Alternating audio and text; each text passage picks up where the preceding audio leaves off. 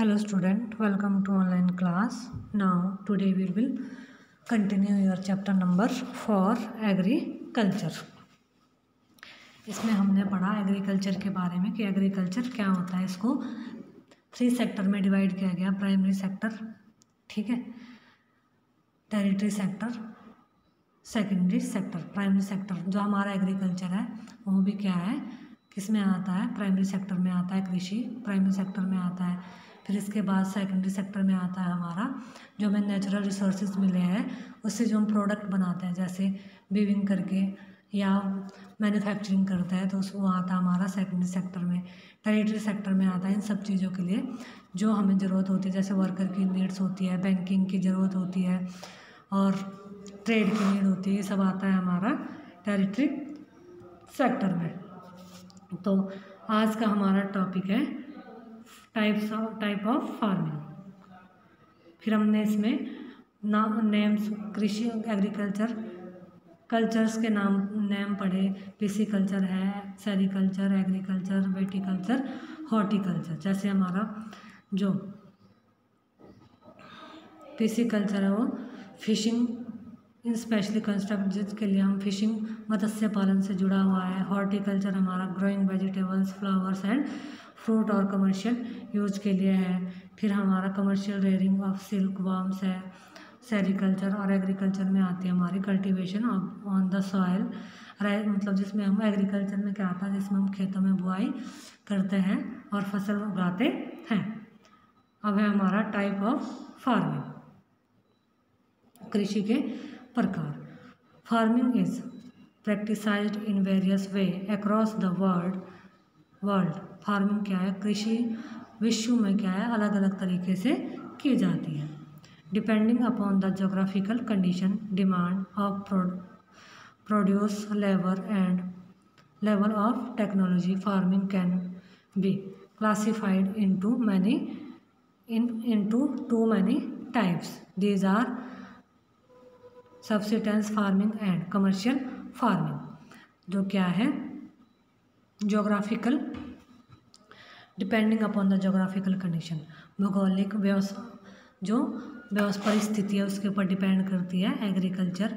Demand of produce, और किसकी, उत्पाद की, जो प्रोडक्ट की कितनी मांग है उसके ऊपर डिपेंड करती है। लेबरर, श्रम और प्रौद्योगिकी जो हमारे टेक्नोलॉजी उस पर, उसके आधार पर कृषि को क्या है 2 टाइप से क्या किया गया है, डिवाइड किया गया, क्लासिफाइड किया गया। फर्स्ट टाइप है सब्सिस्टेंस फार्मिंग। सब्सिस्टेंस फार्मिंग होता है निर्वाह कृषि, और कमर्शियल फार्मिंग होता है व्यापार कृषि, जिसका अब इसमें मैं भी बताऊंगी आपको।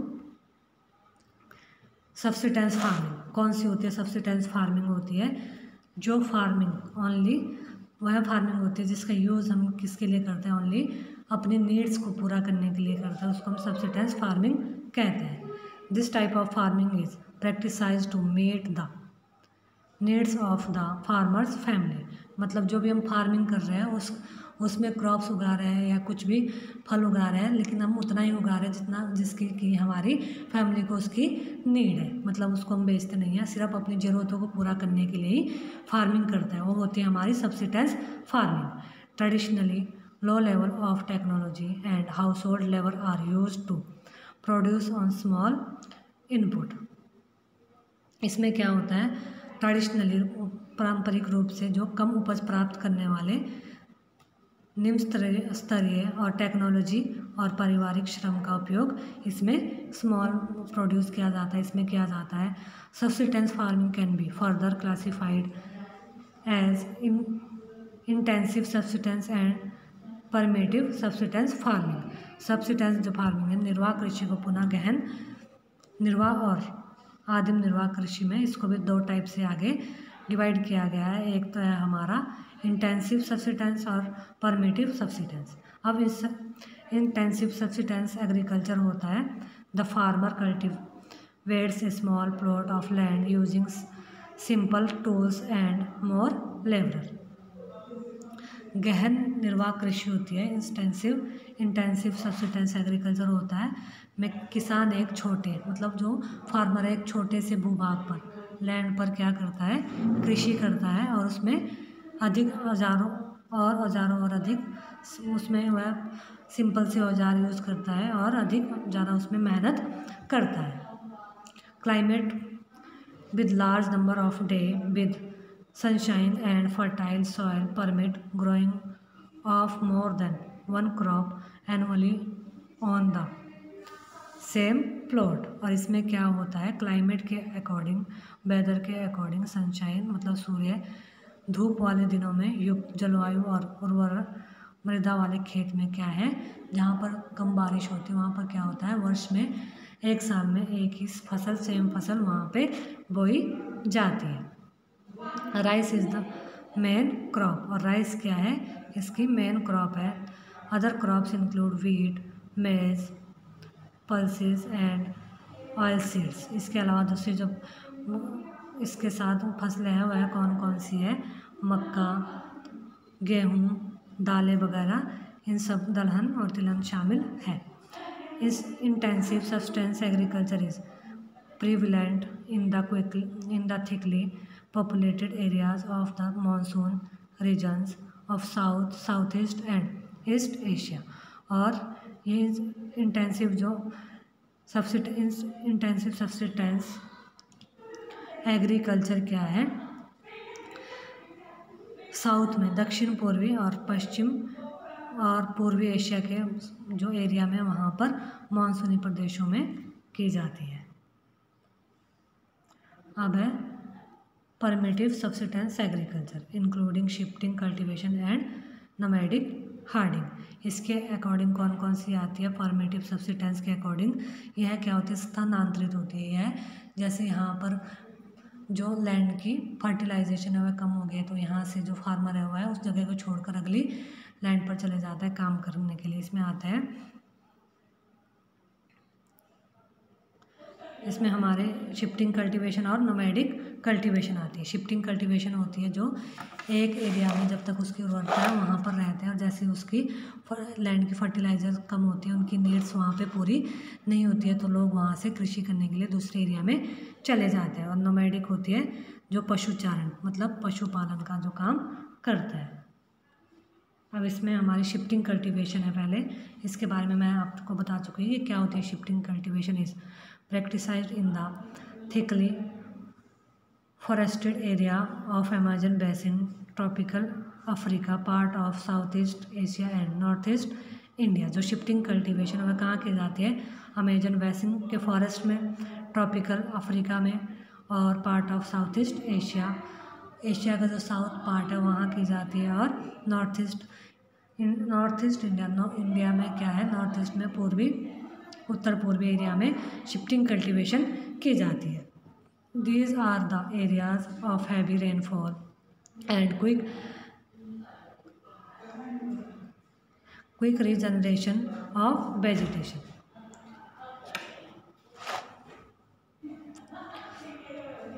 यह भारी वर्षा और वनस्पति के तीव्र पुनर्जनन वाला मतलब जहाँ पे भारी ज़्यादा क्या होती है, ग्रीनरी रीजनरेशन ऑफ वेजिटेशन होता है, भारी वर्षा होती है वहाँ पर होती है shifting cultivation. A plot of land is cleared by filling the trees and burning them.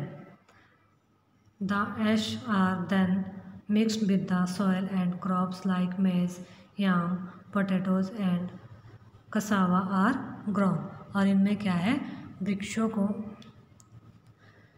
काट कर और जलाकर वहाँ पे क्या कि जंगल में खेती के लिए खेत बनाए जाते हैं, साफ किया जाता है और फिर राख की मृदा में मिलाया जाता है। तब इसमें क्या उगाया जाता है, मेज, आलू, कसावा जैसी फसलें यहाँ पर उगाई जाती है। After the soil loss it's fertility the land is abandoned and the cultivator move to a new plot। Shifting cultivation is also known as slash and burn agriculture। जो शिफ्टिंग कल्टीवेशन है उसको एक और नाम से जाना जाता है स्लैश एंड बर्न एग्रीकल्चर के नाम से भी हम इसको जानते हैं। कर्तन तथा एवं दहन के रूप में मतलब पेड़ों को काटना और जला देना फिर वहाँ पे खेती करना, ये आता है हमारा शिफ्टिंग कल्टीवेशन के अकॉर्डिंग।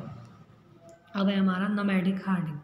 नोमैडिक हार्डिंग क्या होती है, चलवासी पशुचारण मतलब जिसमें पशुपालन किया जाता है लेकिन उनको भी क्या है यह भी हर जगह गांव जैसे किन्नौरी लोग अपने बकरियों को लेकर सर्दियों के टाइम में क्या है नीचे को आ जाते हैं, क्योंकि वहाँ पे बहुत ज़्यादा ठंड होती है। तो उनका भी काम क्या है, नोमैडिक इसमें आते हैं वो भी। Is practised in the semi arid and arid region of Sahara, central Asia and some part of India like Rajasthan and Jammu and Kashmir. इसमें क्या होता है, सहारा के जहाँ पे शुष्क एरिया होता है, ज़्यादा बारिश नहीं होती, उन एरिया में क्या होता है, नोमैडिक हार्डिंग की जाती है, पशुपालन किया जाता है। और है मध्य एशिया और भारत के कुछ भागों में जैसे राजस्थान, जम्मू कश्मीर और कश्मीर में यह नोमैडिक हार्डिंग जो होता है। In this type of farming herdsmen move from place to place with their animal for fodder and water along defined routes। इसमें क्या होता है, जो पशुपालक है वह क्या है अपने जानवरों के साथ एक जगह से दूसरी जगह जाता है फूड के लिए, उनके भोजन के लिए, अपने भोजन के लिए, और साथ में वहाँ पे पानी की कमी होती है तो उसके लिए वह अलग अलग रूट में जाते हैं। This type of movement arise in response to climatic constraint and terrain. इसमें इस प्रकार की गतिविधि क्या होती है, जलवायु बाधाओं और भूभाग के प्रतिक्रिया से उत्पन्न होती है। Sheep, camel, yak and goats are most commonly reared. और इसमें शिप, याक, कैमल और गॉड्स मोस्टली पशु, बकरियाँ, इन सब पशुओं का क्या किया जाता है, पालन पोषण किया जाता है। They provide milk, meat, wool, hide and other product to the herder and their families. और यह जो पशुपालन, यह सब जानवर क्या करते हैं, एनिमल्स क्या करते हैं, पशु चारकों को जो उनका पालन पोषण करते हैं उनको और उनके परिवार के लिए मिल्क प्रोवाइड करवाते हैं, मीट प्रोवाइड करवाते हैं, मांस, ऊन, वूल प्रोवाइड करवाते हैं, और खाल तथा अन्य प्रोडक्ट जो है उत्पाद उपलब्ध इनको करवाते हैं। अब है हमारा नेक्स्ट है कमर्शियल फार्मिंग। अब कमर्शियल फार्मिंग क्या होती है, वाणिज्यिक कृषि। मतलब कमर्शियल का मतलब है व्यापार करना, ट्रेड करना। जैसे मान लो कि मैंने क्या उगाया है, मैंने पोटैटो की खेती की है, ठीक है, और उसमें मैंने बहुत सारे पोटैटोज़ लगाए हैं जो कि क्या है, जिससे मुझे क्या होगा, मेरी इनकम होगी, उनको मैं क्या है मंडी में बेच दूँगी और उससे मुझे इनकम होगी।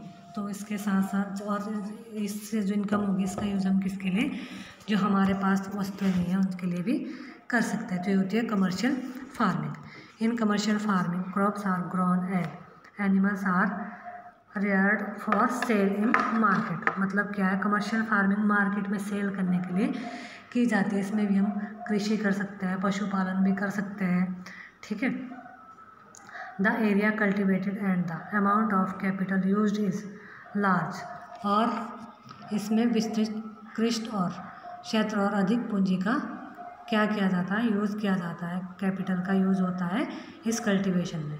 Most of the work is done by machine. इसमें ज़्यादातर काम किसके द्वारा होता है, कमर्शियल फार्मिंग में मशीन के द्वारा किया जाता है। Commercial farming includes commercial grain farming, mixed farming and plantation agriculture.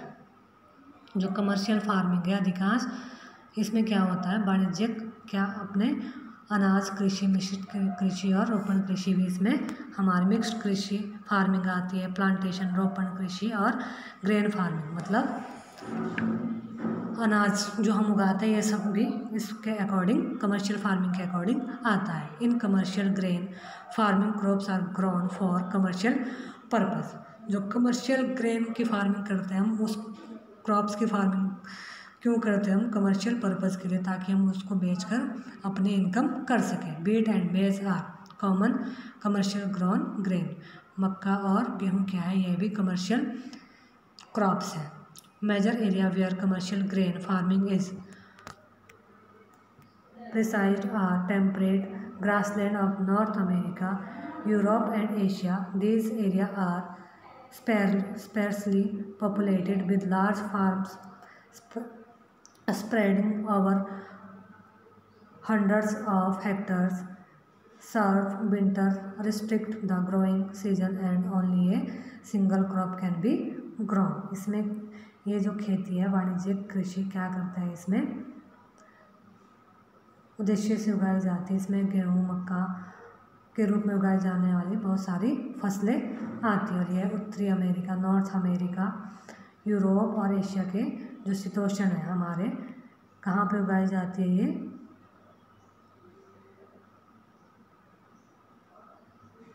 North America, Europe and Asia. Temperate शीतोष्ण घास के मैदान वाणिज्यिक अनाज कृषि के क्या है, प्रमुख क्षेत्र है। यह है कितने, मतलब ये जो एरिया है सैकड़ों हेक्टेयर्स के बड़े फार्मों से युक्त आबादी वाले हैं और यहाँ पे अत्यधिक ठंड वर्धन काल को बाधित करती है और केवल एक ही फसल यहाँ पे भी क्या है, वो क्या होता है, North America. This area are